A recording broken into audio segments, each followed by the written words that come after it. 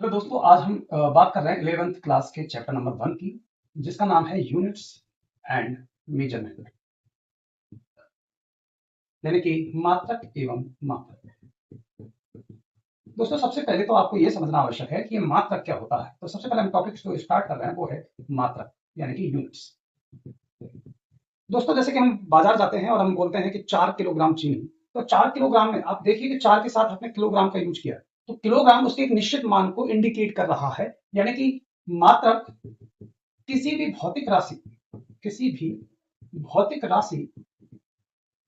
के निश्चित मान को कहते हैं, निश्चित मान या माप को कहते हैं। जैसे कि मैंने कहा 4 किलोग्राम।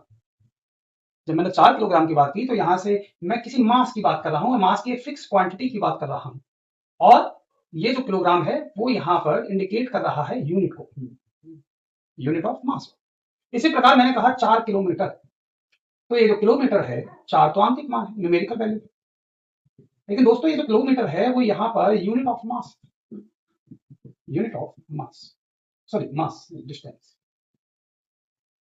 इसी प्रकार से दोस्तों मैंने कहा कि 4 घंटे, तो यहां पर जो घंटे हैं, आवर्स है, वो टाइम के लिए यूनिट का काम करते हैं, यूनिट ऑफ टाइम। तो दोस्तों, जो यूनिट होती है वो किसी भी भौतिक राशि के, जैसे कि यहां पर मास की बात होती है, यहां पर डिस्टेंस की बात हुई और यहां पर टाइम की बात हुई, तो किसी भी भौतिक राशि के एक निश्चित मान या माप को दर्शाता है, कौन? यूनिट, यानी कि मात्रक। इसी प्रकार से दोस्तों अब दिमाग में ये आना चाहिए कि भौतिक राशि क्या होती है। तो सबसे पहले अब फिर बात कर रहे हैं टॉपिक नंबर 2 की, जिसका नाम है भौतिक राशि, जिसे कहते हैं फिजिकल क्वांटिटी।